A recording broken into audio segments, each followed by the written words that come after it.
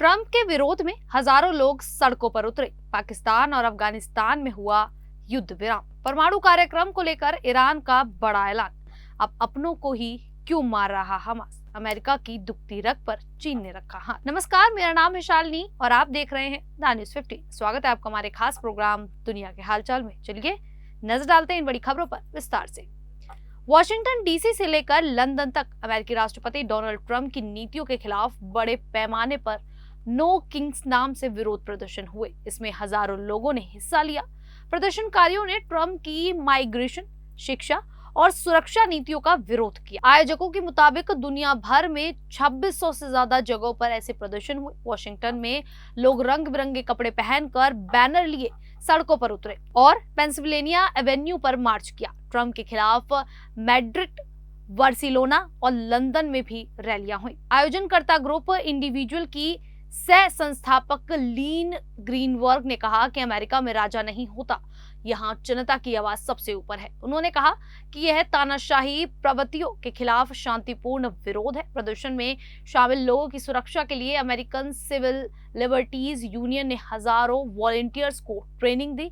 कई मशहूर नेता जैसे वर्नी सैंडर्स, अलेक्जेंड्रिया ओकासियो कोर्टेज और हिलरी क्लिंटन ने भी इस आंदोलन का समर्थन किया। उधर रिपब्लिकन नेताओं ने इन प्रदर्शनों की आलोचना करते हुए कहा कि ये अमेरिका विरोधी रैली है। हालांकि ट्रंप ने इस पर सीधा बयान नहीं दिया, लेकिन उन्होंने कहा कि लोग मुझे राजा कह रहे हैं पर मैं राजा नहीं हूं। तो वहीं पाकिस्तान और अफगानिस्तान ने आखिरकार युद्ध विराम पर सहमति जता दी है। ये समझौता कतर की राजधानी दोहा में हुए शांति वार्ता के दौरान हुआ, जिसकी मध्यस्थता तुर्की ने की।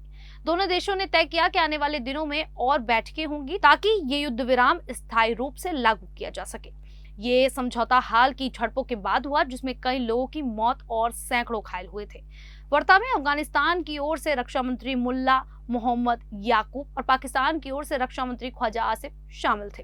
तालिबान के 2021 में सत्ता में लौटने के बाद ये दोनों देशों के बीच सबसे गंभीर संघर्ष था। अफगान सूत्रों के मुताबिक पिछले 4 वर्षों में पाकिस्तान ने 1200 से अधिक बार सीमा का और 710 बार हवाई क्षेत्र का उल्लंघन किया। हाल ही में काबुल पर पाकिस्तानी हवाई हमले के बाद लड़ाई तेज हो गई थी। इन हमलों में 100 से ज्यादा नागरिक और सीमा रक्षक मारे गए और 130 से अधिक घायल हुए थे। अफगानिस्तान ने बताया कि उसने लंबे समय तक संयम रखा, लेकिन 11 अक्टूबर को आत्मरक्षा में जवाबी कार्रवाई की। अब दोनों देश युद्ध खत्म कर शांति कायम करने के लिए मिलकर काम करने में सहमत हुए हैं। तो वहीं ईरान ने ऐलान किया है कि अब वह अपने परमाणु कार्यक्रम पर संयुक्त राष्ट्र के किसी भी प्रतिबंध से बंधा नहीं है। ये घोषणा उस समय हुई जब संयुक्त राष्ट्र सुरक्षा परिषद के प्रस्ताव 2231 की अवधि 18 अक्टूबर 2025 को खत्म हो गई।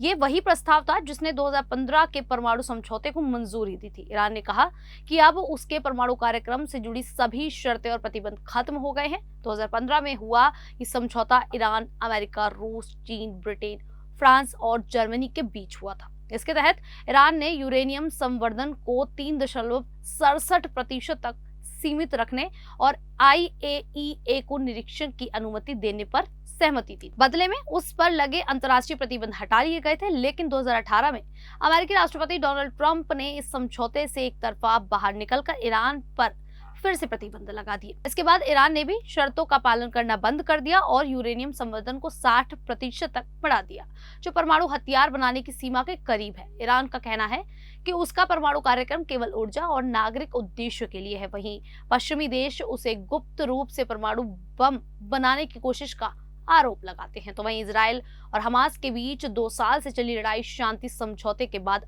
आधिकारिक रूप से समाप्त हो गई, लेकिन हालात अभी भी बहुत चिंताजनक है। समझौते के बाद भी हमास अपनी ही जनता के कुछ हिस्सों पर हमला कर रहा है। वे उन लोगों को लक्षित कर रहे हैं जिन पर इजराइल का समर्थन करने का संदेह है। इन हमलों में कई आम नागरिक, स्थानीय नेता और काबिले के लोग घायल या मारे गए हैं। अमेरिका ने साफ चेतावनी दी है कि अगर हमास इन हमलों को नहीं रोकेगा तो शांति समझौते के गारंटर देश जैसे कि अमेरिका, मिस्र और कतर उसके खिलाफ कड़ा कदम उठा सकते हैं। इन देशों का कहना है कि ऐसे हमले शांति प्रक्रिया को कमजोर करते हैं और इलाके में अस्थिरता बढ़ाते हैं। कुछ फिलिस्तीनी नेताओं ने ही शांति समझौते के लिए समर्थन जताया था, जो इजराइल तथा ट्रंप से मदद मांगी थी। कुछ वीडियो संदेशों में नेताओं ने हमास के डर से सुरक्षा की गुहार लगाई थी।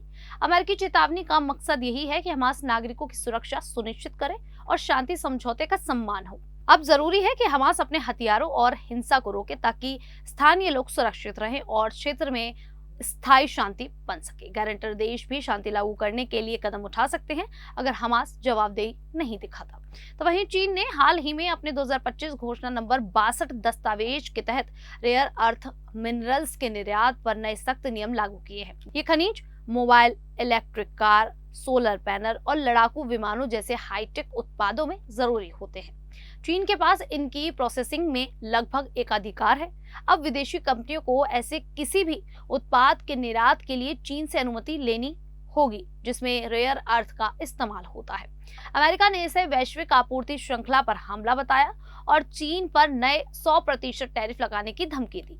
दोनों देशों के बीच पहले जो ट्रेड वॉर शांत हुआ था वह अब फिर से बढ़ता दिख रहा है। विशेषज्ञों का कहना है कि चीन ये कदम अमेरिका पर दबाव बनाने के लिए उठा रहा है ताकि व्यापार वार्ताओं में उसे बढ़त मिले। रेयर अर्थ मिनरल्स की आपूर्ति का 70% हिस्सा चीन नियंत्रित करता है, जबकि अमेरिका और उसके सहयोगी देश इसका विकल्प तैयार करने की कोशिश कर रहे हैं, लेकिन वे अभी बहुत पीछे हैं। चीन के लिए इन खनिजों का आर्थिक मूल्य भले कम हो, पर रणनीतिक रूप से ये बहुत अहम है क्योंकि इन पर उसका नियंत्रण उसे अमेरिका के साथ बातचीत में ताकत देता है। खैर, चीन के इस फैसले को लेकर आप लोगों की क्या राय है? कि सच में अमेरिका कमजोर होगा या फिर नहीं? आप हमें अपनी राय जरूर दें।